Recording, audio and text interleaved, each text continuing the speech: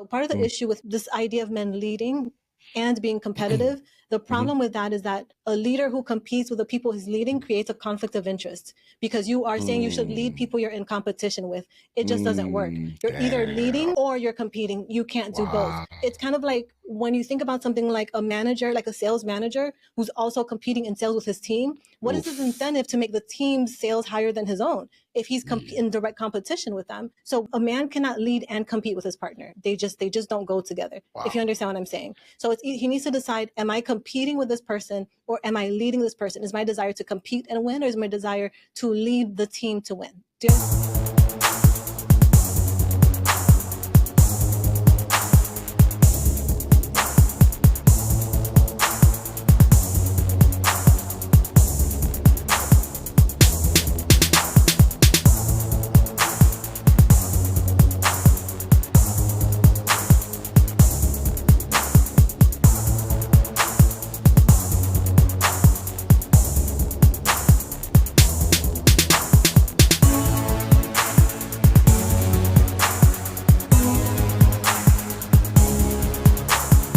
Hello, everyone, and thank you for joining us here on the Couples Development Podcast. I am your co-host, Coach Clark, and I'm here with my wife, Coach Mel, and we are a husband and wife team of relationship coaches. So what do you want to talk about today, husband?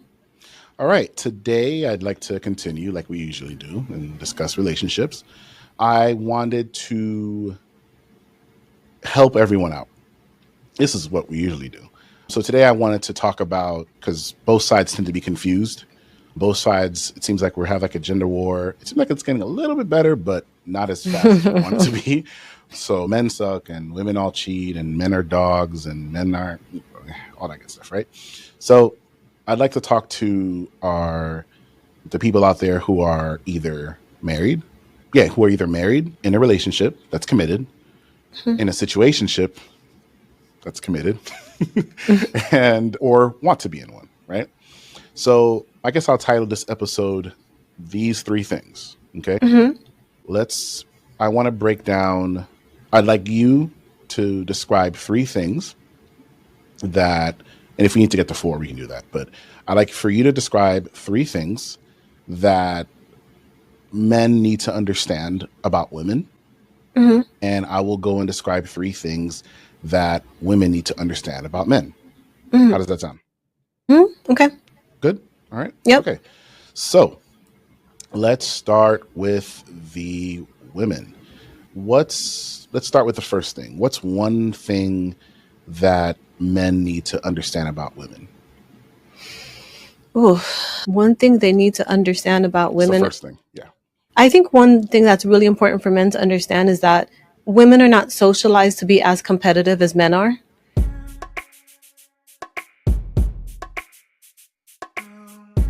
So often I think men will interpret that their wives or their partners are competing with them when that's not really what's happening.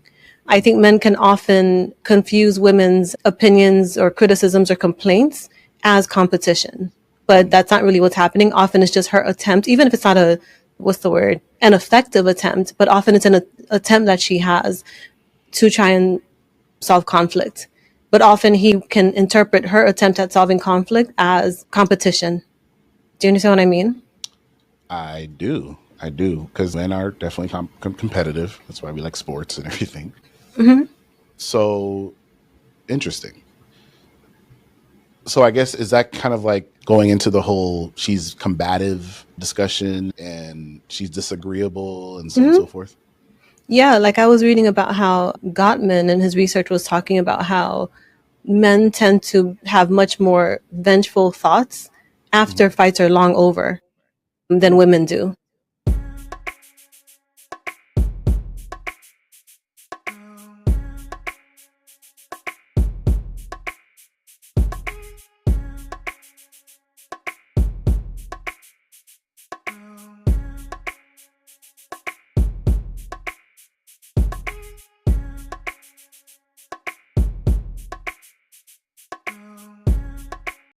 So I just thought that was really interesting because men often view that women are the ones that are causing the conflict or much more likely to want to fight. But that's not necessarily true.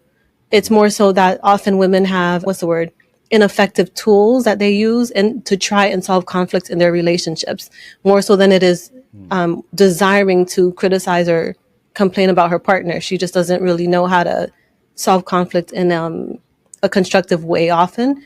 And her attempts to solve conflict, he can interpret that as competition. So, Okay. Well, interesting. So, well, oftentimes you'll hear men complaining that women don't like to listen, or she expects me to listen to her, but she doesn't like to listen. Or if, let's say, hey, I think we should do this, and she'll always have a different counter, or she just can't, quote unquote, take instruction. That what I hear from that, because from our training, there's a vulnerability factor, I think, that maybe men are could be missing out on, which again, this might come across, man, I ain't gonna be I ain't gonna be soft, whatever, right? Where it can be, hey babe, when I share something with you, or say, hey, I believe that we should do it this way and I think we should go that way, and so on and so forth. I'm prideful of my ability to be a good director and be a good leader.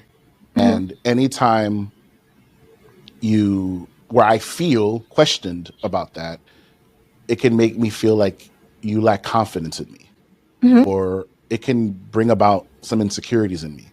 And I don't necessarily like how that feels. So moving forward, I would love it if obviously I appreciate your wisdom and I appreciate your whatever, right? But I would love it if moving forward can just, if I say, hey babe, you know what? I think we should do this. Now, if we're in imminent danger, whatever, fine, right? But I would just like it if you just go, you know what, babe? All right, let's see what happens, right? And then go from there. Maybe men approached it that way. Could that possibly, change the outcome, or that vulnerability aspect? Can that possibly, cause better outcomes for men? Because last thing I'll say is, women will, and rightfully so, oftentimes women will say, men always say, I won't let them lead, but where are you going to lead me? And how can I believe that you're going to lead me in the right direction? And so on and so forth. And the answer to that is you can't. But you chose this man. You didn't have to say yes. You didn't have to call him back. You didn't have to go out with him, whatever, but you chose this man. And how that can respond inside of men who are prideful is that you don't trust them. And that's like one of the, outside of like, what's where I'm looking for here, infidelity and cheating and everything, not feeling like your girlfriend, your wife, your significant other, or any of that doesn't trust you. It's like, it's pretty messed up. Do you get where I'm coming from? Yeah. Yeah. I think what you just said is 100% valid. And I think that approach in terms of how he communicates, how, her, not just, I guess, for lack of a better way of saying this, taking direction from him as her not trusting him, I think is valid, and I think it makes sense. The other side to that would be that it still him viewing it that way as a lack of trust also stems from that competitive perspective. Because what I think was hard for men to understand is that women are conditioned for harmony. So women are conditioned to collaborate with other people. So often her saying, how about this? How about that? Or is just, if you think about a brainstorming session, when you have people brainstorming the best solution to something, you'll have many people saying, how about this? Well, how about that? How about this? How about that? And there is no competition there. It's just in an attempt to come down to the best possible solution. So often for women, when they say, oh, maybe we should do this, maybe we should do that, often it's coming from that collaborative space of let's collaborate together to find the best possible solution. It's not coming from a competitive space of my way or your way often, but often I think men can interpret that as it's either she sees it my way or I see it her way, or she does it my way or I do it her way. It comes from this very competitive lens where for her, she's coming from a space of harmony and collaboration. Do you understand what I'm saying? So him interpreting her saying, what about this? What about that? Is just her way of saying, like, let's do this in a harmonious way often, so that no one feels left out, so that no one feels any type of way. Because often when if a woman says, hey babe, I think we should X, Y, Z, and her man says, yeah, I think we should do it this way instead, she may respond to that, but she often doesn't feel like slight from that, because again, she is conditioned differently than he is conditioned. Do you understand what I'm saying? I understand. I completely understand what you're saying. Yeah. My only pushback to that would be I use an idealized way of him asking because Yeah. most dudes aren't going to use the when you I feel method. Yeah. When you question my leadership or my decision making, it makes me feel like you don't trust me, right? Mm-hmm. Or not untrustworthy, right? Yeah. That's one idealized way. I Mm-hmm. think the way you described was also idealized Mm-hmm. by saying that women are just collaborative. The reason why I'm Yeah. saying that is because I'm not sure what the science says. Yeah, it does say So that. Yeah. right. So what I'm speaking about. So stereotypically in Mm-hmm. our community, what do you hear is you got to check him, or you got to, Yeah. the get back, or this, that, Mm-hmm. and the other, right? Mm-hmm. I'm not gonna let nobody, that whole thing. Mm-hmm. So ideally, Mm-hmm. what you just explained makes sense. And to be honest, that's all part of relationship coaching too, Mm-hmm. where you need to understand that the person that you decided to be in a relationship with Mm-hmm. is not your enemy. So if you have that mind state that they're not your enemy, Mm-hmm. so if he is saying, hey babe, I think we should do this, that, and the other, Mm-hmm. right? And she goes and responds to you, well, I don't know if that will work because blah blah blah blah, right?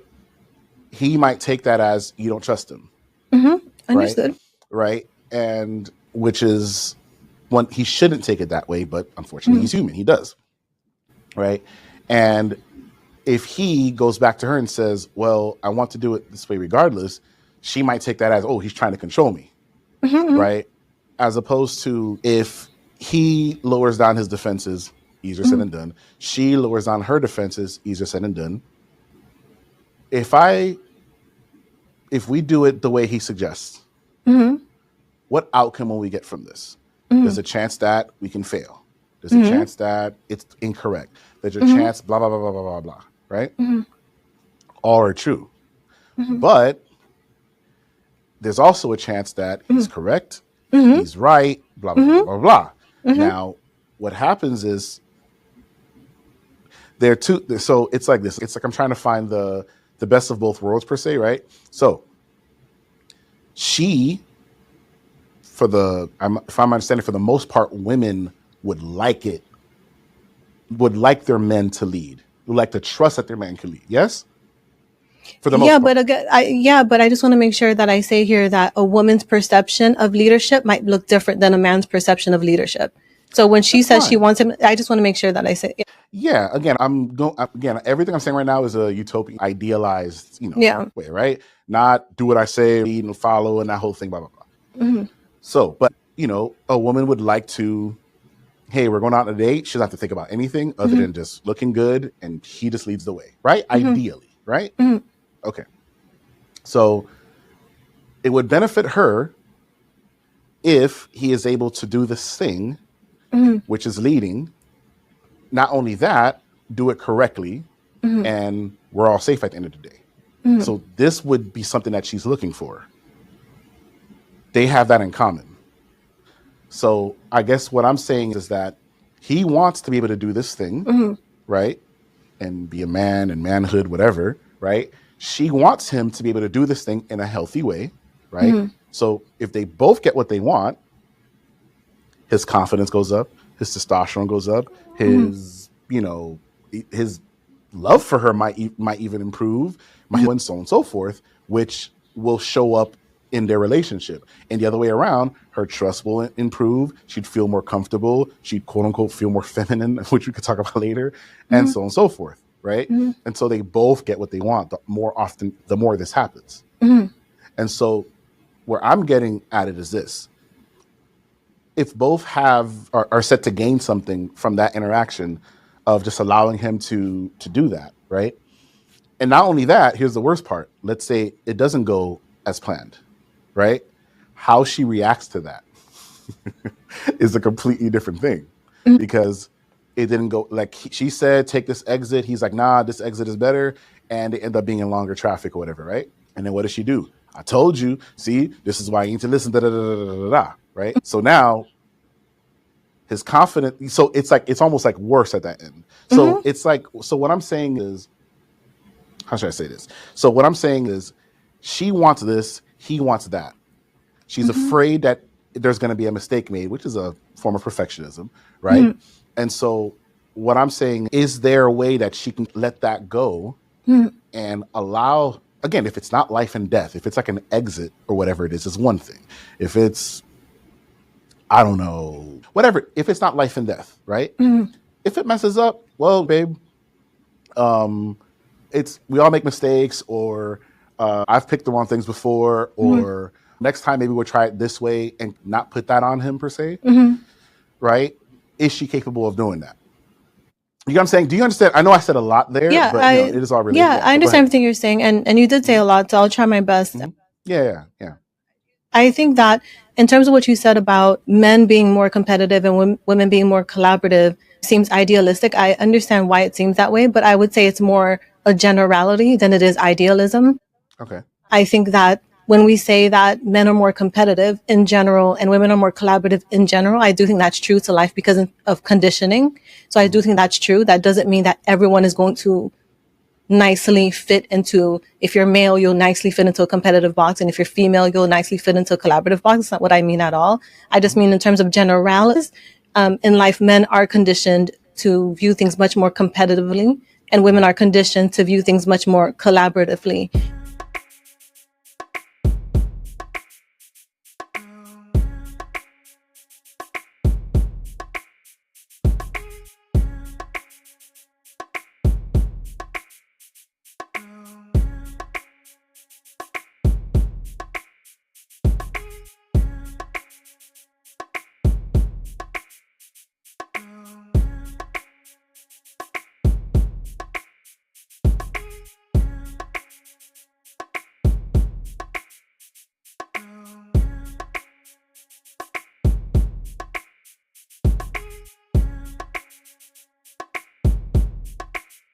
So I do understand the example that you used about when women say, oh, you better check him.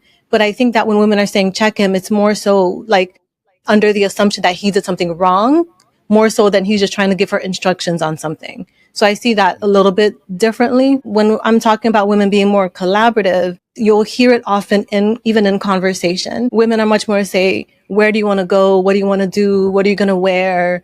You know what I mean? Like they're much more likely to ask curious questions of other people. You understand what I'm saying? Yeah. Men, not so much so. So that's what I mean when I say women are much more collaborative. So in a relationship, when a man and a woman are having a conversation, he can often view the things that she says through a lens of competition. But for her, it's coming from a lens of collaboration and not a lens of competition. Nevertheless, it is valid for him to be like, okay, maybe she doesn't trust me. But that's not what I'm saying is, more often than not, it's not really coming from a space of trust unless they've had so many issues in the past to where they've gotten to a place where trust is missing in their relationship. But if that's not the case, often where she's coming from is just from a collaborative space, not necessarily a competitive space, my way or your way, but more so from this thought popped up in my head and I want to share it with you. Like it can often be that basic. In terms of what you said about leadership, I do think that both men and women have that same desire for the man to lead the relationship. But I think that many men have not been equipped with the tools in order to do that in a way that feels safe for his partner. Often when men think of leadership, they can view leadership as going about life in a way to make his internal reality into external reality. And I'm going to try my best to explain what I mean by that. Yeah, take your time with that one. Yeah. So in a way, he'll try to use his internal beliefs and project that onto the world and make decisions based off of that. Tell me if you're with me so far. Use his internal beliefs and projections off the world. Okay, yeah. And I feel that's not most people though. No, I'll explain to you exactly what I mean. Sorry. That is very different from what is the best outcome for everyone involved. So an outcome may be best for him, but that doesn't mean that outcome is best for everyone involved, his partner, his children, and everything like that. Do you understand what I'm saying? For women, the leadership means that he's prioritizing the best outcome for everyone involved, not the best outcome for himself. Do you understand what I'm saying? And often ego can get in the way of recognizing that this isn't about me. It's about our family. It's about our relationship. often men are not equipped with the tools to do that in a way that feels safe for his partner. So that's really why often women will reject the idea of male leadership, is because it isn't sold as a good thing. It isn't even sold, even though when we'll say men are protectors and providers, leadership, the idea of leadership that women have that men sell is not one that feels protective in any way, shape, or form. It actually feels very subservient. It can feel very like, you think that I am inferior to you, and no one's going to willingly follow someone who has this idea. It just isn't going to work out. Mm-hmm. And that in itself will create a distrust. So ironically, the man who wants trust, if he's trying to lead his partner or his family in this way, he's creating distrust. Do you understand what I'm saying? And therefore, when his partner responds to him in a particular way and doesn't want to follow his instructions, now he's saying she doesn't trust me, without recognizing that the catalyst for that could very well be his style of leadership. Do you understand what I'm saying? Does that make sense? No, yeah, no, everything you said made sense. Yeah, that makes perfect sense. Yeah, that made perfect sense. Oh, and to answer your question, by the way, about what you said about like if they're going somewhere Mm-hmm. and he makes a mistake and it took them longer to get there, Mm-hmm. can she hold that and not say, see, I told you that I told you so? Mm-hmm. I think that she can do that, but I think it's much more effective and creates much more intimacy and trust if he calls out the mistake before she even has an opportunity to. So meaning that if they're going somewhere and he says, okay, I think we should go take this way to get there, it'll be faster. If once he recognizes that, oh, it's taking longer than I thought he would, and he verbalizes that to her and say, hey, babe, this is taking longer than I thought it would, and whatever, he is owning the error, which can feel safer than someone who tries to pretend like the error didn't exist. It's much harder to feel safe in following someone who wants to pretend to distort reality. It's different when the man says, oh crap, I went the wrong way, or my bad on thinking this way was going to be faster today, because for the last few weeks I've been taking this same road and it was a lot faster. And just today there's something that I didn't foresee that caused it to take much longer.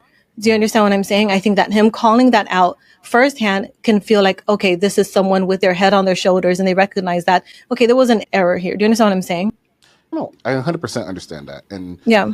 obviously that is the right thing for him to do. Yeah. What I'm saying though is, okay, I'm not trying to compare, but you know how they say parents of young adults, 18 and over, 20, whatever, like we remember what it was being that age.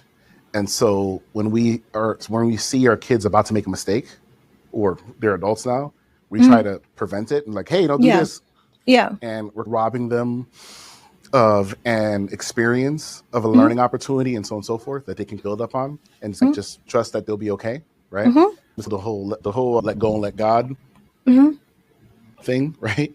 So what I'm saying is, there possibly a blind spot where it's like could be like a, because again, I get it. It's not, women should never provide their input. That's not it at all.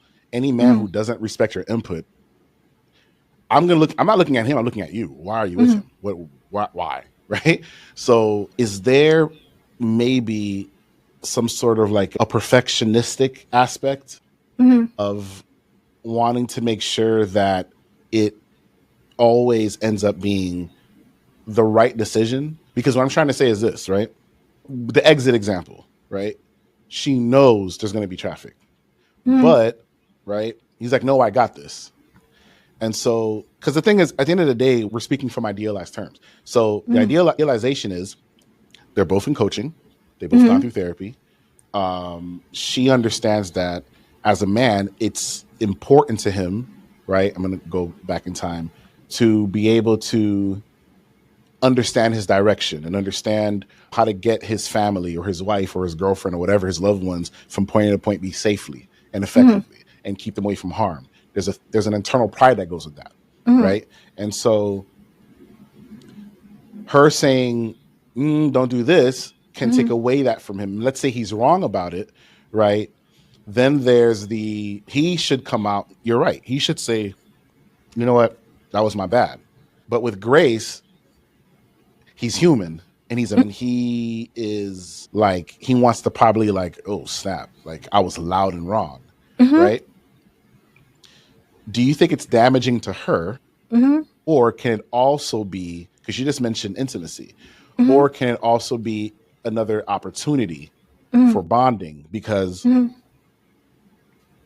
babe, you know, don't worry about it. Like she rubs his shoulder, whatever it is. Don't worry about it, babe. I've made the same mistakes several times before. I mean, that's why I thought that would go faster, but I'm Mm-hmm. pretty certain your intentions was not to make us go through more traffic. Mm-hmm. You had a good reason to do so, but don't even worry about it. It's nothing. I'm not tripping. We're good. Right? Mm-hmm. Whatever. We'll get him next time type of thing, right? Mm-hmm. Because other way around, Mm-hmm. as a good leader that she wants him to be, Mm-hmm. because that's what leaders or CEOs or managers of Mm-hmm. companies, that's like way more effective management and leadership skills with your employees, Mm-hmm. as opposed to, see, I told you you didn't, whatever, right? Mm-hmm. What would be wrong? Because expecting men to Mm-hmm. be like, you know what, man, I messed up. I should, Mm-hmm. like, he should do that. Mm-hmm. What I'm saying though is that, oof, with pride and everything else, da da da, right? I understand. With her though, I don't know if it's like a pride thing, like, hey, you should have listened to me, Mm-hmm. or is it like at the same level? Do you know what I'm trying to say? I understand what you're saying, and I think it's a little bit of both. I Mm-hmm. think that what both partners tend to do in relationships, and just humans in general, even if they're not in a relationship, is Mm-hmm. avoid growth, right? Mm-hmm. So people want to stay in a space that feels most comfortable for them. Mm-hmm. Okay. So when you say the thing about can his wife say, hey, babe, don't worry about it. It happens, whatever. Absolutely 100% yes.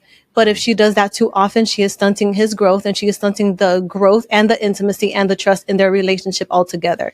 So that it makes sense in the moment to say, soothe him a little bit, to just say, because internally he might be going through it. He's embarrassed that he was wrong Mm-hmm. and all of that. So she Mm-hmm. can step in and soothe him and say, babe, don't worry about it. It's cool. Things happen, whatever. Mm-hmm. Absolutely 100% yes. And sometimes she should do that 100%. But it takes a balance for on both of the parts to recognize that if she does that too often, she is stunting the relationship, and so is he. They are both stunting the intimacy, the growth, the trust in their relationship, because there's a difference between someone not telling you something and still feeling it, and someone telling you something and feeling it. So I think not saying something can be much more dangerous to a relationship than saying it. There are times where saying something is dangerous to the relationship, but sometimes not saying it is as well. So I think we just have to be careful to not tell people that, because however she's feeling in that moment is how she's feeling in that moment. Whether or not she soothes her partner or not, she's still feeling how she's feeling inside. Do you understand what I'm saying? I think that it takes a balance for him to grow from that sensitivity of, I don't want to hear anything, right? Because him not being able to hear anything impedes the intimacy and the trust in their relationship, and can also impede her wanting him to lead as well, because it can feel to her like he wants me to pretend like things don't happen.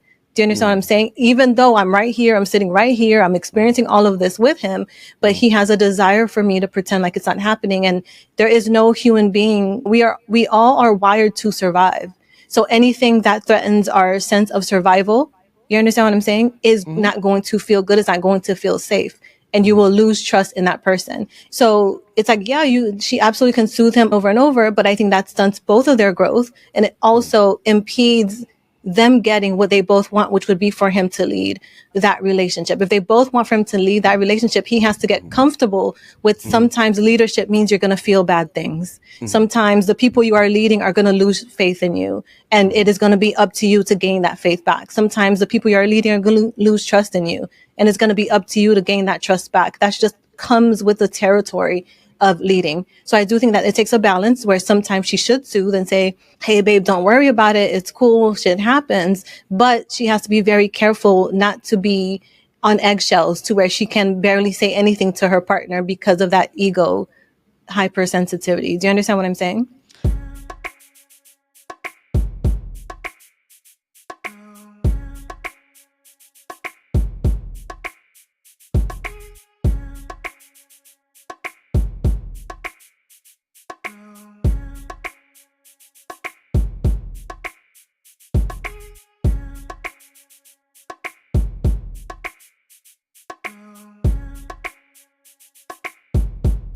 I do. What is the line between soothing and supporting. What do you mean? So her having his back and supporting him and saying, babe, we all make mistakes. Now, I'm not saying he needs to take the next 10 trips they take, say, hey, you should go this way, like 9 times, just keep on. That's not what I'm saying.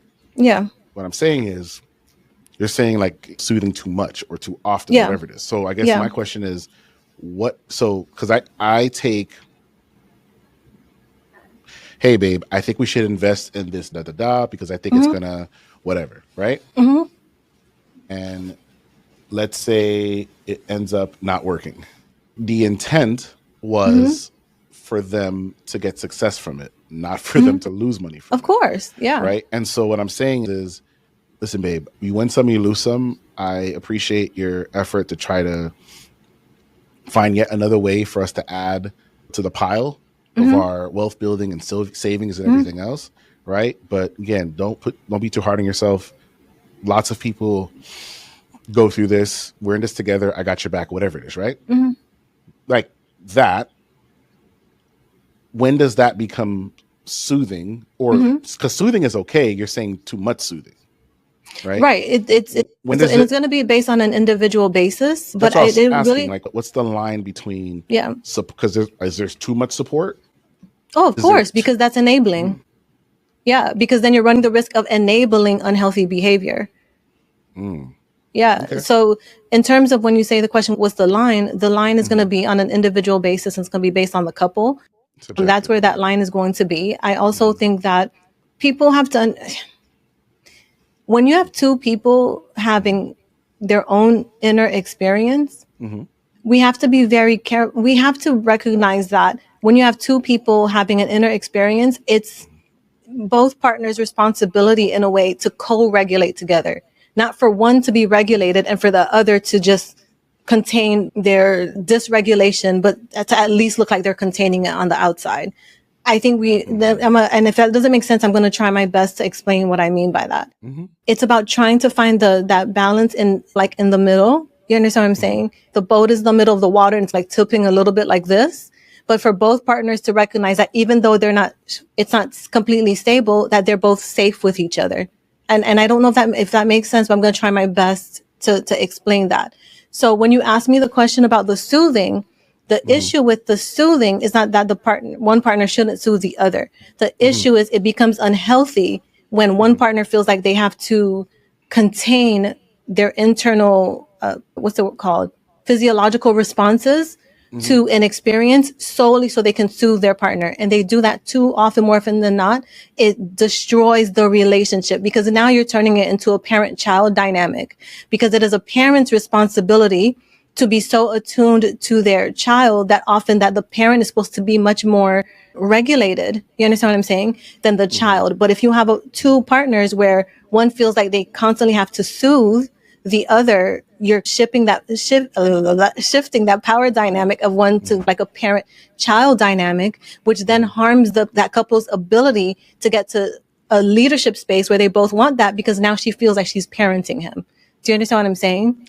I understand. So there is a balance, which is why I say it makes 100% sense why he's in that moment, he's feeling embarrassed when we use that example about him going the wrong way or taking too long. Absolutely 100%. But it is his responsibility to work on learning how to manage that embarrassment. And the more he learns to do that, the less his body will react to it in real time. So meaning that he might be embarrassed from the beginning and that he starts having all these thoughts and all of these things. But if he does the work to recognize that where this embarrassment is coming from is from a very irrational space, because sometimes people get lost, sometimes people make mistakes, right? Then he's not internally beating up on himself in that way. Then he's able to learn to manage, to regulate himself internally. Do you understand what I'm saying? I do. Let me know if that doesn't make sense. I'm trying my best to explain it. I completely understand what you said. Yeah. It seems like what I'm getting is like there's like a very fine line. There's like a line, but in order to determine when that line shouldn't be crossed, I feel like that's the hard part. Because for me, it's like it should go both ways. He should give her grace, and she should give him grace. Yeah. But, you know, but then the question is, what's too much grace, Yeah, I right? think I agree with you, but I think Hmm. there's giving grace and still verbalizing your opinion versus giving grace and keeping your mouth shut. I think it's two different things. I think giving grace and verbalizing your opinion is healthy because then you're doing a little bit of both. I think if Hmm. we say that giving grace is not saying anything or Hmm. soothing, then we're running into an unhealthy space because I can Got give it. my partner grace that, okay, there was traffic and went the wrong way by not going at him like, oh, you idiot. I told you that you're going to go the wrong way. You always make these mistakes or whatever. But I Hmm. can still give him grace and say, yeah, babe, this definitely happens. It commonly happens. But for her to still be able to verbalize at the same time, I am feeling really frustrated right now. Hmm. That way she's giving him grace and saying, yeah, these mistakes happen, these things happen, but nevertheless, I'm feeling really frustrated right now. And I think that's what takes it from unhealthy to healthy. So if his expectation is that she says nothing or she only student says, Yeah. yeah, babe, it's No. cool, then what she's doing is she's ignoring her internal experience, and that is not healthy. But it's like that expression that says, we all have feelings, whether you like it or not. You're either going to act it out or you're going to talk it out. And talking it out is always the best option because even if she Yeah. says nothing to him, he might feel that tension later on regardless, right? Even if in the moment she doesn't say anything, but I just think it's much more helpful if she says, yeah, babe, things happen, but nevertheless, I'm feeling really frustrated because we didn't have a constructive conversation about this before we left home. I felt like, or whatever. Like, I think that's very different. As far as what the example that you gave about investing in something that doesn't work out, Hmm. I think often those errors come from the way that men are conditioned, which is, I got this, don't question me. I know what I'm doing. When you ask me questions, it means you don't trust me. It means you think I don't know what I'm doing. Because before he made that investment, if he had a conversation with his partner, with his wife, and said, hey, babe, I'm going to invest in this thing and let me tell you why, right? Because I think this, I think that. And I also saying, but here are the downsides, but that means that this can also happen. This can also, this investment, the pros and cons both ways. I think that if he has that conversation with his partner before he makes that decision, then that expectation that she has is a realistic one versus him viewing it as, just trust me. I know what I'm doing. I got this, whatever. Because then now when it doesn't work out, do you understand what I'm saying? Does that make sense? I hear that. My thing is, because I don't think it's necessarily as, because she should be allowed to say, hey, this frustrates me, blah blah blah, and so on and Mm-hmm. so forth, right? Mm-hmm. And the thing what you were mentioning about, hey, I got this, whatever. Again, it just goes off of a desire to want to know that, hey, I can take care of you and I Mm-hmm. got this. And a lot of times with men, for me, I love working with my hands and Mm-hmm. I love figuring things out on my own. Mm-hmm. There's like a very toxic pride about that, like Mm-hmm. not to ask for help. Mm-hmm. But if you figure it out as a man, you're just like, I did it. Like I just invented the wheel. Now I'm Mm-hmm. gonna go and conquer the world. And it's like, you know how when we have a cat, let's say it like kills a lizard or something, what does it do? It brings it to the Mm-hmm. doorstep and leaves it there and say, hey, see, I this is what I do. I Mm-hmm. protected you. This is my value. I love you. Mm-hmm. That's what the ask is. That thing about, right, that thing about just listen to me or I got this, whatever it is, the real, and men may not even realize that Mm-hmm. because I don't think they do. The ask is, I want to prove to myself and Mm-hmm. you that I am Mm-hmm. capable of taking care of you. Mm-hmm. So Mm-hmm. that's what now, again, are they going to say that? No, Of right? course, yeah. Because, right. But so, which can segue into the other thing I think, with which I'm assuming women want, the whole Yeah, but before you go emotionality to thing. the But yeah, I before didn't you go. go I to the didn't go there next yet. one. Oh, okay. Okay, go ahead. Yeah. Oh, yeah. So, but I was saying like that's what he really should be saying, but he's going to Mm-hmm. say that, or it's likely not, Mm-hmm. right? And so, if when you know better, you do better, right? Mm-hmm. If a woman is, please, I'm not trying to compare, but at Mm-hmm. the same time I am. If a guy knows a woman is on her cycle and she's using a heat pad and she's cold or whatever, blah blah blah, and she's being short with him or annoyed and Mm-hmm. everything, it's like, yeah, she does this every month, so she should know Mm-hmm. better. But at the same Mm-hmm. time, she's human, so there needs to Mm-hmm. be like a grace there where it's like, babe, if you need your time, let me know. Mm-hmm. Da da da da. Yeah. Yeah. Right, and he Which is should why I do that. say Now, what I was gonna say is mm-hmm. She did this in January. She did this in Mm-hmm. February. She did this in Mm-hmm. March. Mm-hmm. Is he now enabling? Is Yeah, he no, he would be soothing? no, But he would be enabling if mhm, again there's grace and verbalizing. They go together. So mm, for example, often with me, what do? I will say, babe, I'm really cranky today. So if I'm in a mood today, I promise you didn't do anything. It's not you for some mhm, reason. I'm just cranky today. Now I'm taking ownership of my mood. So the yeah, grace would be that you still can dislike how I'm feeling, right? mhm, Or how I'm reacting in my, you can still dislike the fact that I'm in a mood, right? mhm, Just because I share with you that I'm in a mood doesn't make you like it, right? mhm, mhm, So you will still dislike the fact that I'm in a mood, but me mhm, taking ownership of it removes that pressure off of you because the other person is recognizing that I'm in a mood right now. And you're mm, able to view it a little bit differently than mm. if I'm just expecting you to just deal with my moods without me taking ownership of it. So I think that the I see issue what you're with the saying. word grace is thinking that grace means allowing behaviors without verbalizing how it Hmm. makes you feel. And I disagree Yep. with that 100%. Yep. I think grace is in recognizing that your partner is a human being just as you are, but Yep. that your partner recognizes that as you are. And sometimes the things that they do are going to get to you, and Yep. allowing you to verbalize that and process that with them through a conversation. That's Hmm. how I see it. So to answer your question, the woman who does every month get into these moods, as long as she explains or says to her partner, babe, like I'm in a lot of pain right now. And I'm gonna be honest with you, I'm in a really bad mood today. So please, if I snap at you, I didn't mean it, but please tell me how it makes you feel when I do it. That doesn't excuse it, but nevertheless, she's taking ownership of how she's showing up in that relationship in that moment. That's what I'm saying for both men and women. It's about ownership of your reactions, your responses, and how you show up in your relationship. That's what I'm saying. Got it. Okay. All right. Well, I guess let's go over to the number two, Okay. or what I'm looking for here. Yeah. What's the second thing, which I think I already alluded to, like the in Okay. terms of what women are looking for in their relationships, or yeah, from men, what women want. Okay. So the first one was about him understanding that she's not Competition. competing with him, was the first one, Hmm. right? Hmm. Okay. Another one would be, I was thinking the emotional part, the vulnerability part. And, yeah, I think that the second one would be, it is vulnerability, but more so than vulnerability, I think it's just him talking about to her about anything. I think that that would be the second one because men tend to only communicate if something has to be done. If we have a task to complete or we have a hmm, goal or something like that, but not, hmm, but they don't tend to be conditioned in a way where it's like talking just to talk.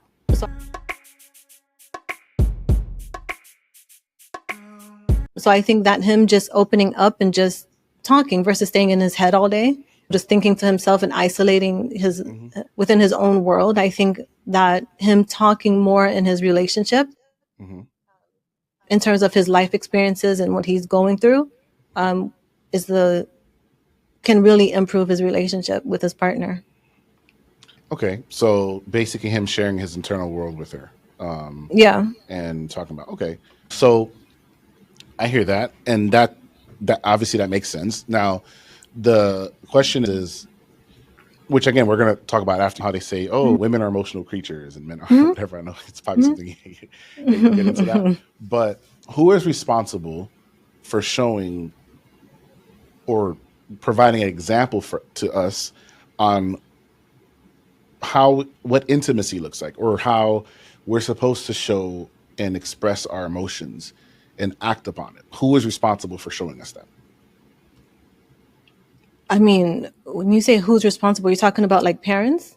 Yeah, I'm just asking, like, because what I'm saying is this something that we just download from the ether, or do we basically observe our caregivers and how they react in certain situations and be like, well, I guess that's what I'm supposed to do, and well, this is how my mother acted, or this is how the women in my family act, so Mhm. that's how I'm going to act, and so forth. Because for the most part, women are the talkers. Women are they. I remember I used to tell you, when I used to go pick up our youngest from school. Well, I still pick him up from school. When I pick up and we're standing in line, and anytime I would stand behind, let's say, some women in the line, some mothers in the line, I would be like, it looks like they're trying to find something to talk about. Like it's Mhm. like anything, right? They'll just start like, wow, the weather is, it's not as hot as I thought it was going to be. Yeah, I know. And I didn't wash my hair this morning because I didn't want it to be cold. It's like, oh, what do you use for shampoo? It's like, and it just seems like they just want to make a conversation out of anything. And I remember I was texting, I was like, babe, what are these women talking about? It's like, there's nothing to talk about, but they're just growing. And like, yeah. So what it seems like, and this is what the frustration thing can be with men, what it seems like is women are asking men to be more like them, right? Women, for the most part, I'm assuming, either directly or indirectly, observe their mothers or female family members engaged in conversations quite often. And being that they spend so much time with this man, there's an aspect of that they're not getting anymore as they used to get. And so, hey, please be more like me. And that's like sometimes what men can hear. Do you get what I'm trying to say? I understand what you're saying. Yeah. And I think that there's some validity to that because we've spoken about this before, which was that we live in a society that has learned to accept women being more whole than men. And what I mean by that is that before, like, we already have, in the past, we separated men and women into two different parts. So men being the go-getters, the problem solvers, what else? The money makers, all of that, right? And the assertive ones. Everything And absent then, feeling. right. And then on the other end, the women are the vulnerable ones, the emotional ones, the talkers, all of that. So we've separated human beings, the same species, into these completely different parts. And we've isolated men and women into these different things. But these are parts of all of us, no matter what is between your legs. These are parts of all of us. We all have assertive parts. We all have vulnerable parts. We all have emotional parts. We all have dominant parts. We all have subservient parts. Whether or not we like it is a different story. Whether or not we try and suppress or repress them is a different story. But we all have them. So I think that what's happened is that prior to when women were put into this box of what it means to be a woman, subservient, vulnerable, emotional, whatever, after society started to progress and women started to go into the workforce, women had no choice but to tap into the other side of themselves that was suppressed and repressed before, which was the be more assertive, more competitive, whatever. They were forced as they went into the workforce to tap into those parts of themselves that society said that as a woman was unacceptable. They had no choice in order to compete with men. They had to tap into those parts of themselves. I think that for men, that hasn't changed yet too. I think it's starting to change. And that's why we're seeing a lot of rebellion against it. I think that progress always comes with rebellion. Progress always feels uncertain and uncomfortable. So I think that with men, we're starting to see that desire be in public, right?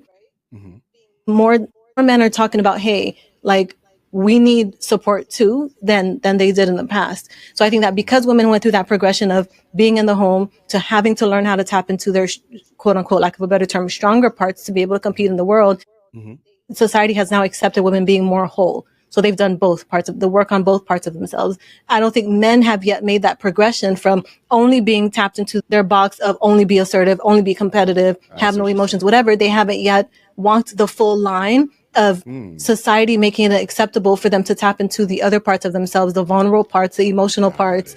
Do you know what I'm saying? So does that make sense? I think so. I understand why it seems like the desire is to make men more like women, but I believe that the desire is not to make men more like women. I believe the desire is to allow men the space to be more whole publicly so that they don't feel so alone and isolated.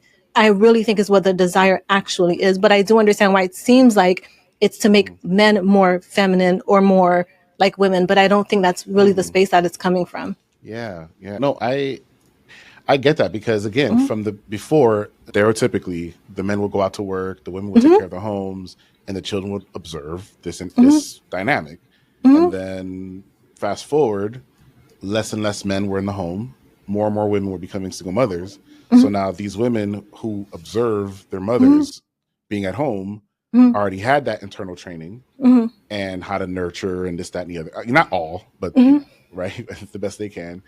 And so now women's movement, 70s, 80s, 90s, whatever, blah, blah, blah, living single. And now they've assimilated and now they're graduating, going to college at higher rates. They're starting businesses at higher rates, and now they're tapping into their masculine, not male, but masculine characteristics, which in turn, just logically speaking, would provide a more well-rounded person. Yeah, And a more so whole what you're person. Yeah. right. And so what you're saying is that men, it's like chop wood, kill animal, work, sell something, go get it, come back home, do nothing. Women before breastfeed, change diapers, guga, cook, clean, arrange, home make, feminine things, whatever, right? And then he comes home, keep going. Don't none of those things stop, whatever, right? Make sure he's okay. Did he feed him? Are you okay? How was your day, honey? Oh my God, tell me, whatever, right? And then as time shifted, it seems like the men, the idea of what I said before, has stayed constant as they're watching more and more women in the same field, if not some of them surpassing them. And so now it's like you said, rebellion. There's this resistance to it. Like, hey, stay down here. Like a lot of men, you'll still hear men on some other podcasts say, when I come home from work, right? I mean, you oftentimes might be home earlier than she is. Yeah. If not arriving at the same time, whatever. So that dynamic has changed. But in terms of the whole nurture thing and mother, there's a better chance that she observed that. Not only that, he observed his mother doing that. So two things are at play there. You know how you said there's just like given that women there are more that are expected of women in society? More that are expected? I don't know. Yeah, meaning you said it earlier. You said that women are expected to be the one that are more empathetic and more understanding and more emotionally aware or emotional intelligent and everything else. Do you remember that or no? I believe that. I don't remember saying it today, but I do believe that. Yeah. Right. And it's like, oh, he's just a man. He doesn't know any better. That whole thing, right? Which they'll say until like, I don't want to deal with this anymore, right? And so you have these women that, again, observe their mother doing everything and the emotional part, get into relationships and thinking, I either want to be exactly like my mother or nothing like her. You have these men who observe the same type of mothers doing everything, getting into a relationship and wondering why these women have an issue with working and doing the homemaker thing because my mother did it. Yeah, and I agree with you 100%, but can you see the incongruence of the expectation that you see me as your leader while expecting you to be more capable than I am of doing more? Those two things don't go together. They just don't. Like they just don't. Yeah, I completely see that. And it's interesting because I'm a man, respect my authority, that whole thing. And yet, okay, we're making the same amount of money if she doesn't make more, right? Okay, so there's that thing, which men don't like. Cool.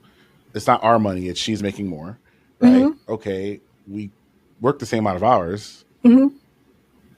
So why am I supposed to be the one that cleans and cooks and Google Gagas? And why is it not like split in half? Or why is it not like, what are your strong points? What are my strong points? Or what do I feel like doing today? What am I capable of doing today? And what am I not? And then vice versa. And can you pick up the slack for me and everything? Right? Yeah. Which was one of your Instagram posts, which made so much sense. As opposed to garbage, gutters, plunging the toilet, whatever, cleaning diapers, cooking, cleaning, as opposed to she's a nurse, her feet are killing her. You know what? Let's men would understand this. Let's audible and change the play, for example. You know what, babe? I got you. And I'm just really being stereotypical.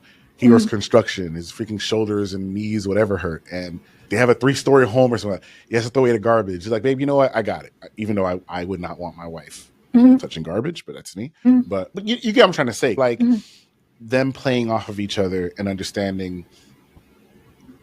It's not the competition thing where, well, I work 7 hours, you work 8. Therefore, because you work less than me, you should have more things to do.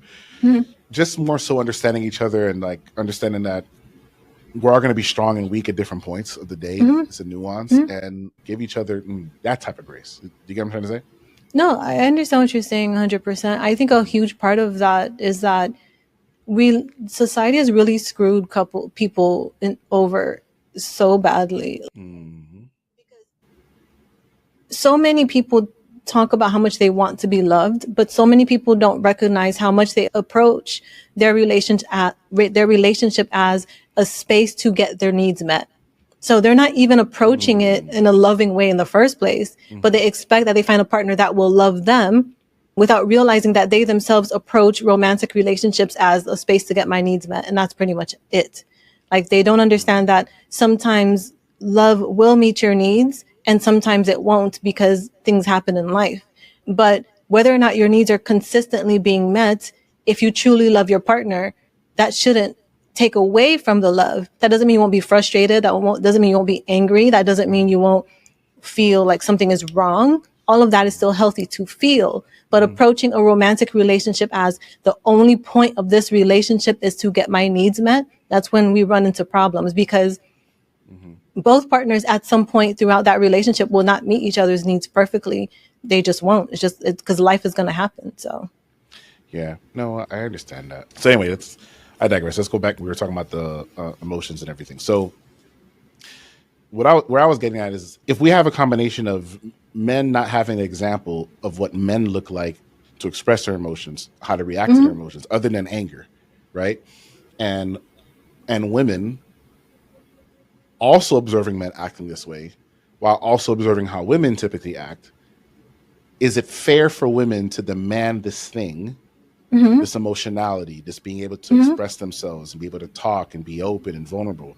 Is it mhm, fair for women to ask this of men, mhm. or is there a way longer, which I don't know how much longer should be, but leash or a patience, if you will, that women should have with men when it comes to addressing the "he doesn't talk to me" thing, or Mhm. he never shares anything with me thing, or he just that whole thing.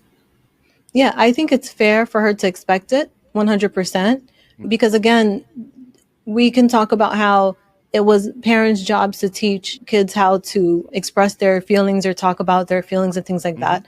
But nevertheless, we have to accept the fact that once you are no longer a child, growth is your personal responsibility. Nobody else is going to come in and do it for you. Mm-hmm. No, who's going to come? Who's going to come and do it for you if not you? So I do think that her expectation is 100% fair as long as she's approaching it from a realistic space, meaning she sees that, wait, he's not good at this, but there is effort being made. When I say effort being made, I don't mean thoughts in his head of him just thinking to himself, I'm going to do this, I'm going to do that, I'm going to get better at this. If it just stays at thoughts, then there's no action behind that.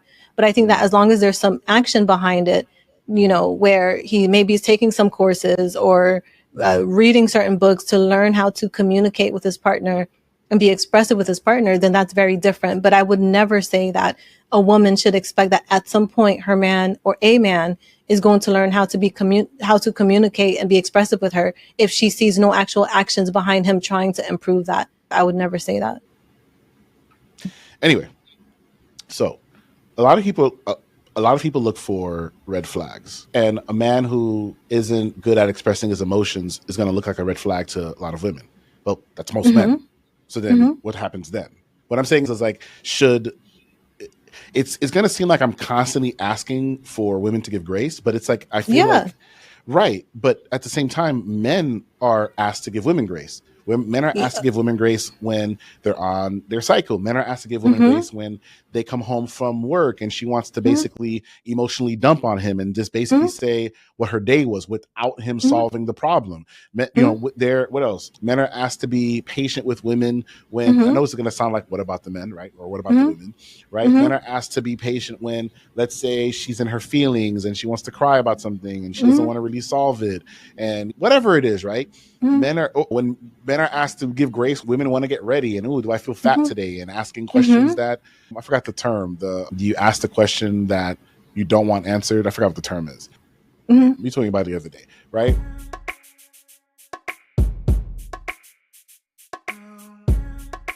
Do I look fat today? You don't want him to answer this question. Okay. Yeah. Do I look fat? Do I look fat in this dress today and everything? You don't want him to answer that, but you do want him to answer that, so on and so forth, right? So there's a lot of things that we're asked to give. And you know what? We should. I'm not going to sit here and be like, you know what? By giving her grace, it's going to, I mean, maybe you're not wrong. By giving her grace, you're enabling her and you're coddling her or you're whatever. Yeah, because I think the thing is that it's grace. No, because that's what I'm trying to say. It's not grace or ownership. It's grace and ownership on both the part of the woman and the man. So grace is what your partner extends. Ownership is what you take. So I think that both on the part of men and women, it's grace plus ownership, not grace or ownership. So which is why I was saying on men's part, when we're talking about something like sharing your internal world, it's 100% valid for him to share with his partner, like, babe, I want to give you this thing. I have no clue where to start. I have no clue what to do. I was researching online. I talked to my pastor. I talked to this other person. I talked to this friend that I have that's really good at that. And he recommended this book. I'm reading it. I'm going to share it with you. And let's see if we can get this thing started. That is ownership. That is accepting the fact that you were not taught how to do something, but you're doing something about it. Then your partner extends you grace. I don't think grace is, I'm going to give you time for you to figure it out. I don't think that's what grace is. I think it's grace plus ownership, not grace or ownership on both partners' ends. That's how I feel about it. Well, what about in a marriage? For till death do us part, for better, for worse. Yeah. So You're I think supposed that to have patience, are you? no, it's not about time patience. I think people there's a lot that people misunderstand about for better or for worse, and it's actually very detrimental to everyone. I think that for better, for worse, for me, implies that there are steps being taken in those worst parts. Not worse, meaning we are staying stuck and mired in this mud of negativity and hardship and struggle. And if you love me, you're just staying stuck in this, what's it called? Quicksand with me. And we'll just both drown together. I disagree with that 100%. I believe that the for better or for worse means that when the worst pops up, we're going to tackle this problem of the worst together and we're going to make this better. That's what the worst part is. Not that you just run away as soon as the worst kicks in, but when the worst kicks in, you team up, you partner up, and you work together to make it through that hurdle together. Yeah. It's not just, oh, well, you said for better or for worse. That means that we're just going to sit through this hardship together and we're going to have the struggle love, and the struggle love is what's going to feel like, no, that's not it. And that's not it in any way, shape, or form. That is just not it. No. Got it. Completely understood. No. Okay. Well, so we had, we're not in a competition. Second, before we finish with the emotionality,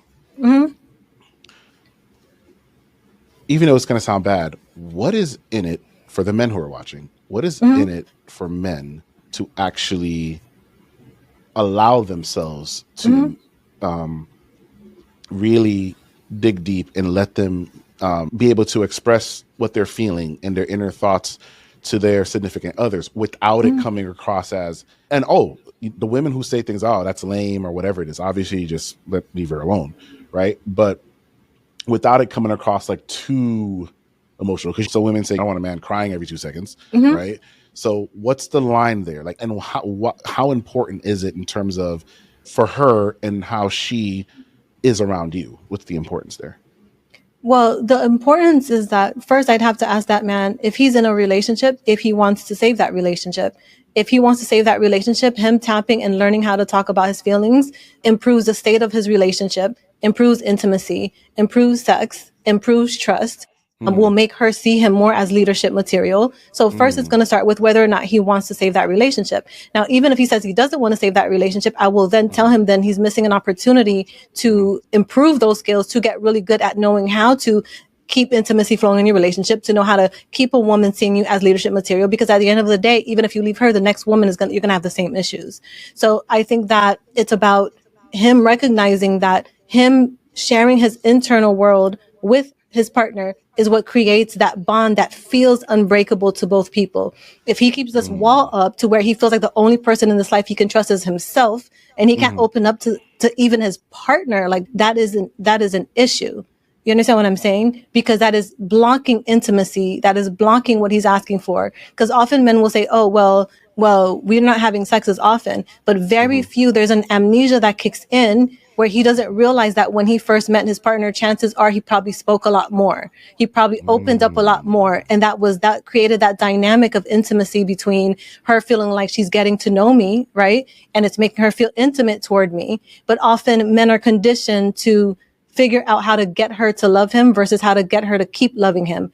Society doesn't teach men how to keep the love flowing. They teach them how to just figure out how to get it. And once they get it, now they're struggling to figure out, okay, why can't I ever make her happy? Right? Yeah, It's because they were never conditioned to even understand the dynamic in the first place. Do you understand what I'm saying? I do. I do Yeah. understand. Okay, that was good. Okay, so those two things, we're not competing. Tap into her emotions and everything. And that just looks like with him sharing his internal experience with her, and those are two things. Okay, so Yeah, yeah. But no, sharing go it ahead. doesn't mean sitting and sobbing and crying because, to be honest with you, adults shouldn't really behave in that way unless something is really wrong, right? To just be sitting there crying and sobbing all the time, right? Like that's just Hmm. not life. Like I would ask any man if no matter how emotional he thinks women are, I can Hmm. ask him, how often do you go to work and you see a bunch of women crying and sobbing and pouting? I can guarantee you it's not because she's not feeling stressed out. I can guarantee it's not because she's not feeling bad or frustrated or having internal experiences. She's just holding on to it because she knows that the workplace is not the space to let all that out. You understand what I'm saying? And men basically have been conditioned to always be in workplace mode, to never show your weaknesses, to never show that you're feeling anything, to never cry, to never pout, to never this. When I say that men should share their internal world, what I mean is just verbalize it to your partner, to be able to say, babe, like I'm feeling so frustrated right now because XYZ, or I'm feeling a little bit like anxious right now because ABC. Just sharing that with her. As far as what you said about a man being in a relationship with a woman who says, oh, that's soft, whatever. Now, that would be for that man to figure out for why he's attracted to that type in the first place, because relationships are mirrors. That's what they are. They show us it's reflecting us back to ourselves. So if you're in a relationship with a woman that does view it as, oh, your man is never supposed to talk about his feelings, that's weak for him to talk about his feelings, he has to ask himself why he's attracted to that archetype in the first place, for him to figure that out more than anything else. Does that make sense? It makes perfect sense. Yeah. Now, when women, so what about the guys who would be like, see, this is a thing. Women, like I said before, women always want men to be like women, and you'll even hear a lot of Whole. women saying, "Hold on one Yeah. second." You'll even hear a lot of women saying, "Oh, women, we're emotional creatures." Yeah. What are your thoughts about that? Yeah. My thoughts on that is that we live in a patriarchal society. So both men and women are often going to hold patriarchal beliefs. That's my thought on it. This idea that it's only men who will hold patriarchal beliefs is a lie, because we are raised in a patriarchal society. So it's going to be both men and women who often will hold those patriarchal beliefs. Did I answer your question? Yeah, Yeah.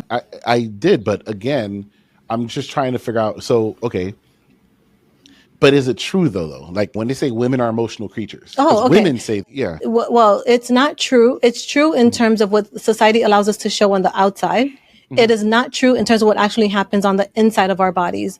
So, for example, when a couple is in conflict, if you check the man's blood pressure and the woman's blood pressure, the man's heart rate, the woman's heart rate, you will see that his body is physiologically reacting much stronger than hers is. So he's feeling a lot on the inside, even though on the outside he's going to look rational, he's going to look logical, he's going to look composed, but inside his body is going through it. And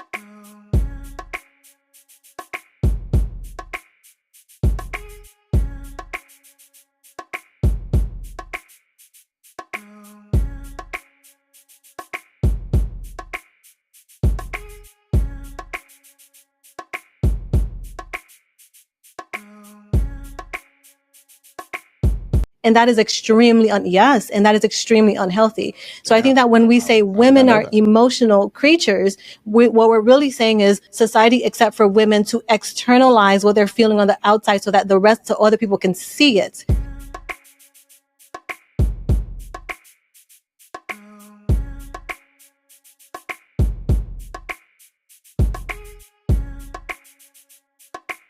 That doesn't mean that men internally are not having this experience in any way, shape, or form. They are 100% still internally reacting. They've just been conditioned to mask it so that other people can't see it. Did I answer your question? Yeah, you did. Yeah. You did. At the end of the day, because men still fight, and being angry is an emotion, and anger is basically a cousin of, they all stem from sadness or hurt or whatever. So Yeah, no, I because get you. the thing that it's allowed, society has made it to where women are allowed to be sad and hurt, and men are only allowed to feel angry and aggressive. Yeah, But we're yeah. still the same species, and it just unfortunately or fortunately doesn't work out in this way. That's just not real. All that we've done is condition men to hide their pain. That's all that we've done.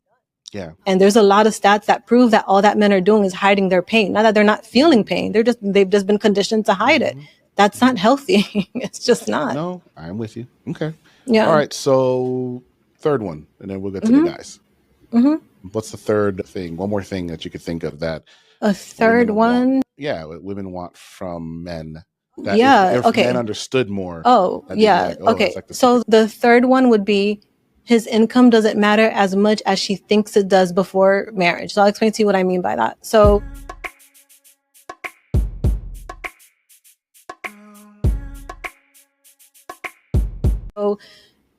often people will ask, I'll explain what I mean. Often people will ask single women, what do you want in a man?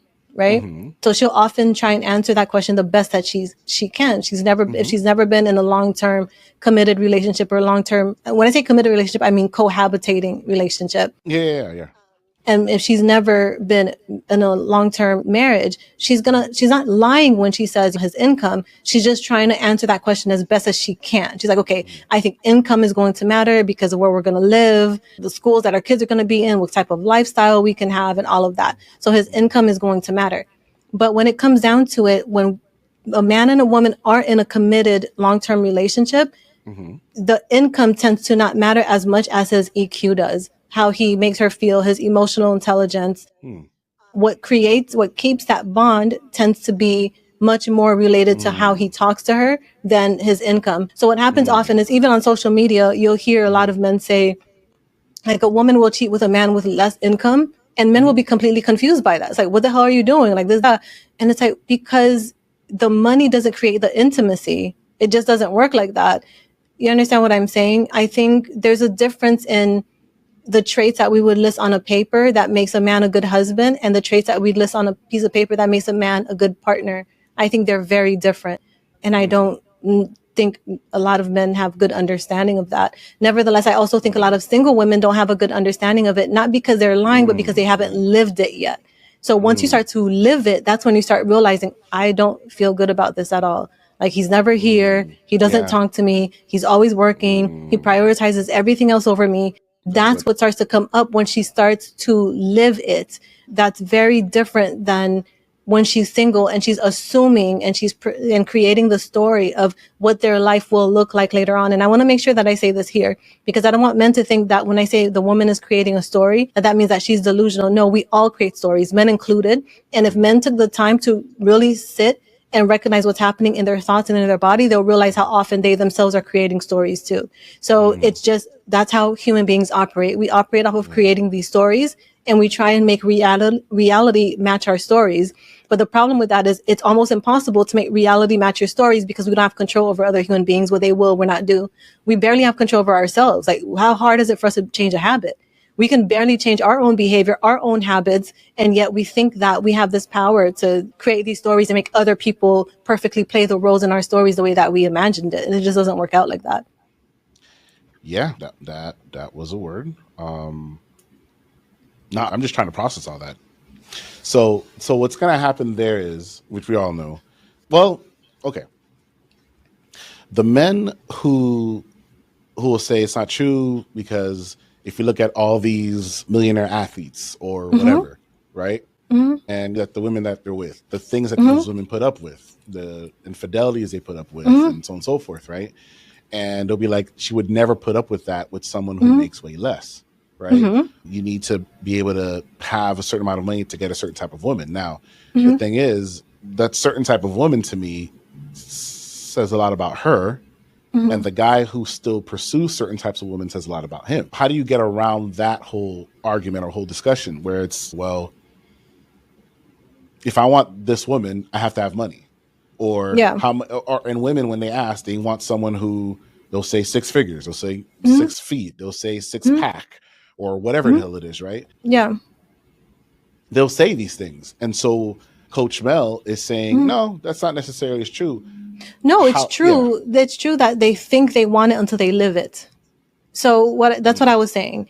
There's a difference in, it's like this, right? Often you'll hear, even with like celebrities, Mhm. or they'll tell you that before they got into like Hollywood or whatever, they thought that fame was everything. It's like, oh my God, I'm going to be famous. All Yeah. these people are going to know me, whatever.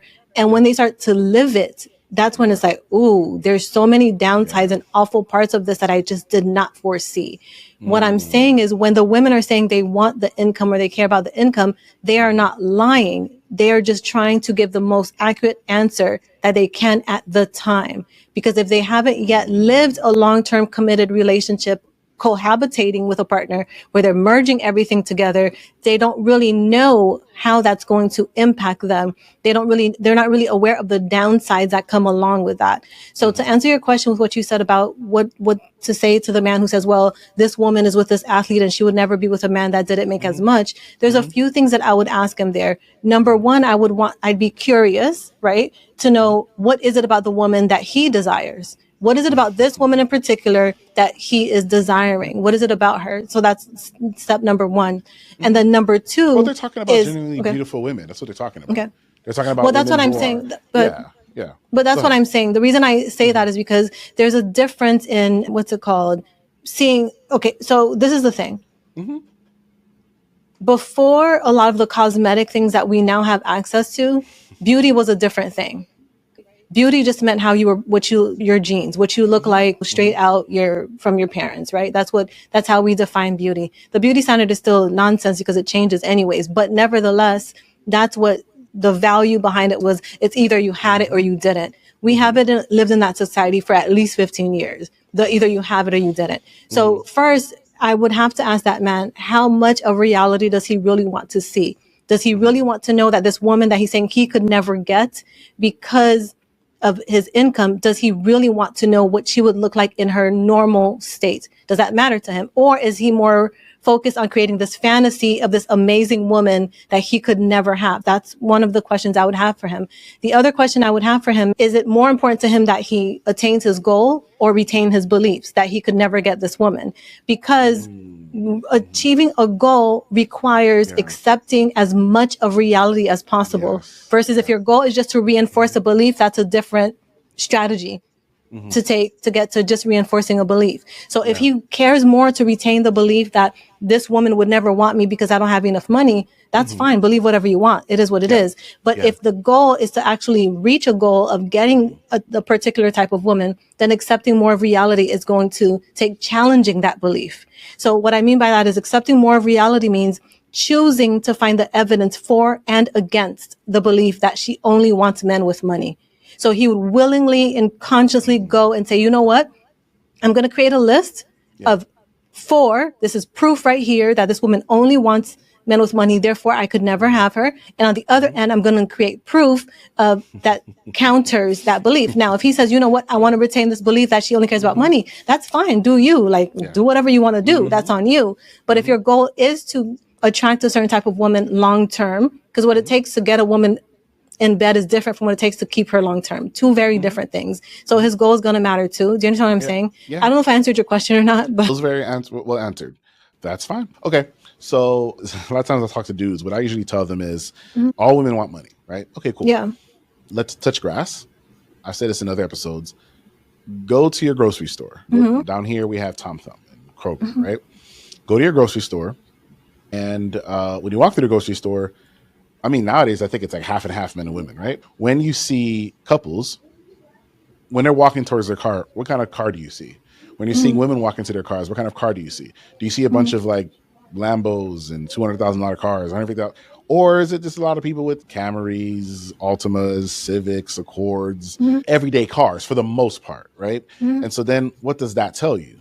Because that doesn't mean these people are poor or broke or anything like that, but for the most part, that's what. And so to have the limiting belief that all women want money, it's like, well, could it be that all of the women that you are looking to get want money? Or is And it it could all also women? be incorrect that she's not with him for money too. That can also be true. I think it's interesting. Yeah. I think it's interesting that if Yeah. a man has money, that means that he has nothing else going for him.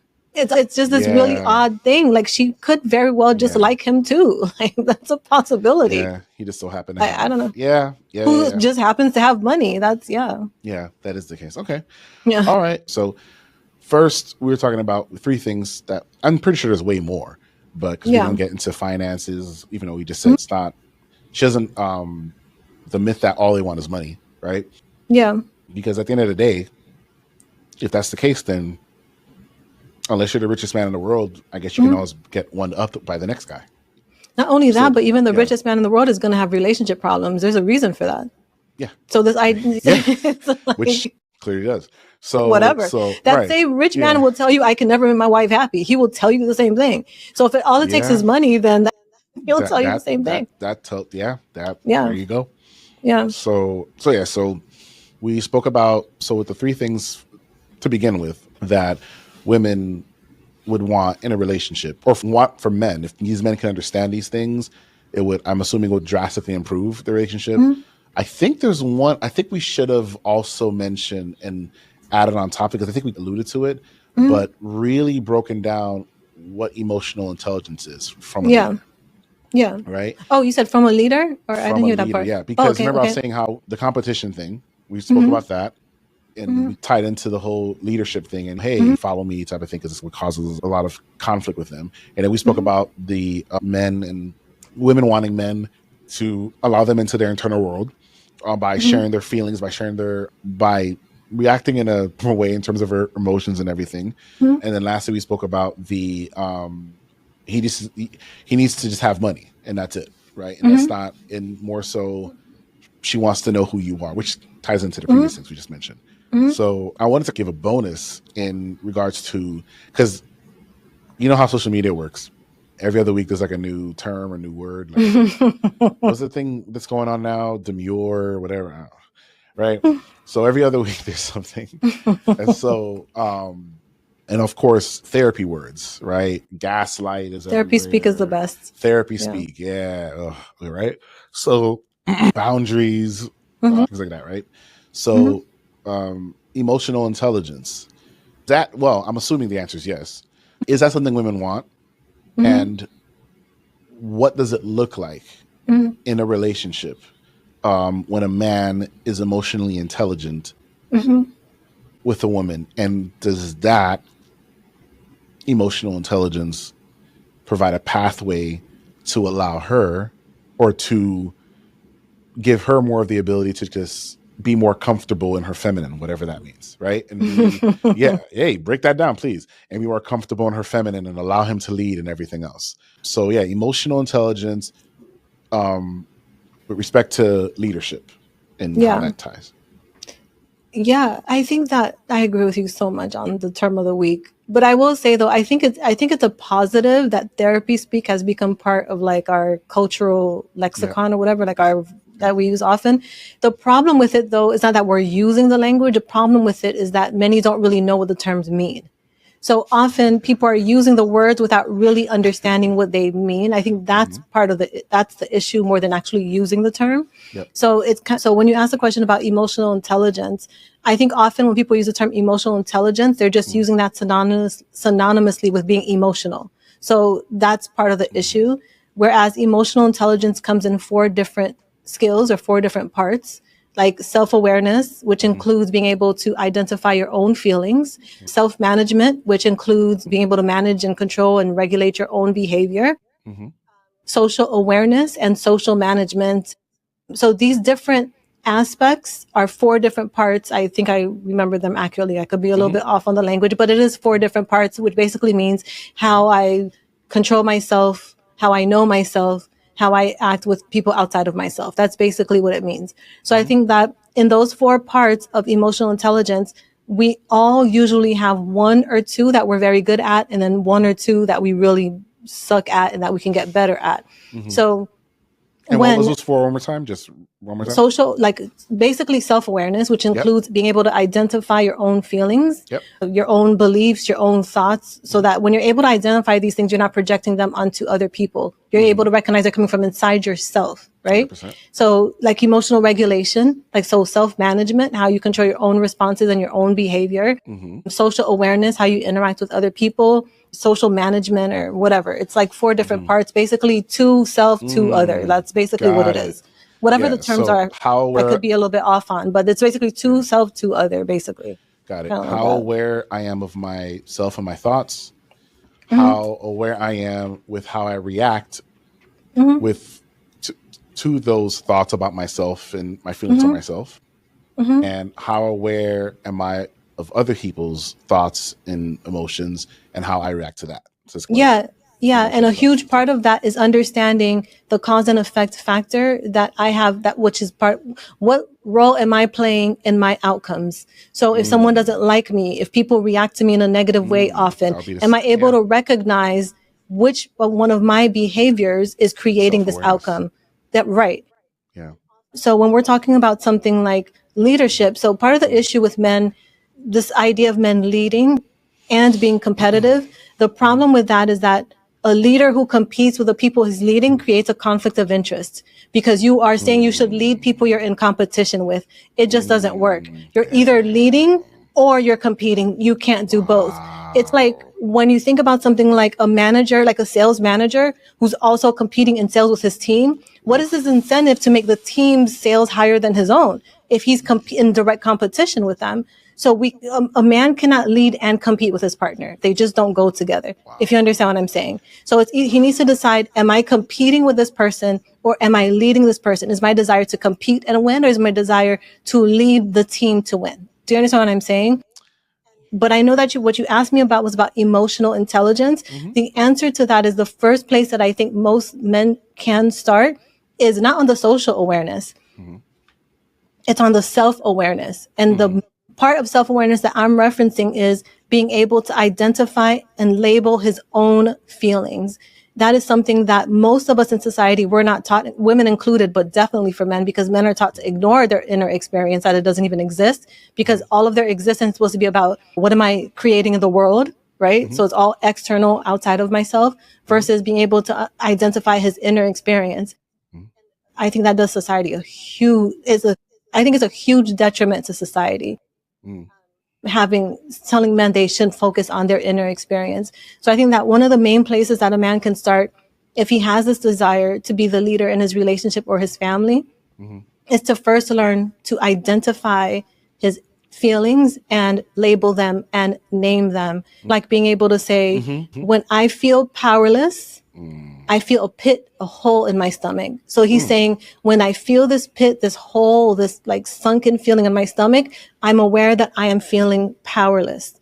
Because just from that point, he's then able to say, okay, what was the starting point to where I started to feel this pit in my stomach that started to make me feel powerlessness? And then he can say, okay, I recognize that my partner, we were watching a movie together and my partner was oohing and awing at the next man's mansion or something like that. And then he can recognize that, oh, my wife desiring this mansion in my mind, her saying, oh, look at this beautiful house, and I don't have the financial income yet to do this thing for her, is making me feel a sense of powerlessness. Do you understand what I'm saying? Like there's a process to it, but I think that's a really good place that is really great for men, not for anybody, men or women, but I'm just saying, to answer your question, that men can start to identify their inner experience, like what makes me a human being, what makes me a person. Now, what I do for other people, but what makes me a person. Does that make sense? Yeah, that was Yeah. that was very well put. So men understanding that, man. So just wrap that up. Everyone should write that down. So a leader who is in competition with the people or person he wants to lead creates a conflict of interest, and that Absolutely. makes Yeah. all the sense in the world. Absolutely. Yeah, that was very well said, man. I love that one. That was great. Okay, all right. So what we're gonna do is we're gonna make this video into 2 parts. For those who want to hear about the men and the 3, I know the women aren't gonna care. I'm joking. So, what do men need? Who cares what the men think? Right. So for what is the 3 things that men need, wait for part 2, and we'll gladly be uploading it next week at the same time. We will be releasing our episodes every Friday at 11 a.m. We'll be releasing our new episodes. So we'll release part 1 this Friday. I think right now it's September 16th. That's what this. Did I not this change says it? right here? Yeah, no, I changed it. Yeah, I thought it was on September- my side. Yeah, it's September 16th. So 7 days from so 7 days from today will be. Well, sorry, we'll release the other one on Friday. So we are going to be releasing that every Friday, like I said, 11 a.m. Central Standard Time. So I guess noon Eastern. Anyway, so for those who are looking to continue, part 2, we'll upload that next week. And that's it. So thank you for joining us here in the Couples Development Podcast. We are happy that you guys are still with us. Leave a comment at the bottom. And if you have any questions or concerns or just disagreed with what Coach Mel had to say, Coach Mel doesn't know what the hell she's talking about. This is why men should stay single, and that's why no one will marry her. I'm her husband, Yes. right? Yeah. All that good stuff. Hey, leave some hate on our comments. It helps us out too, right? So just let us know what you think. But until next time, thank you guys for joining us, and we'll see you next week. Bye.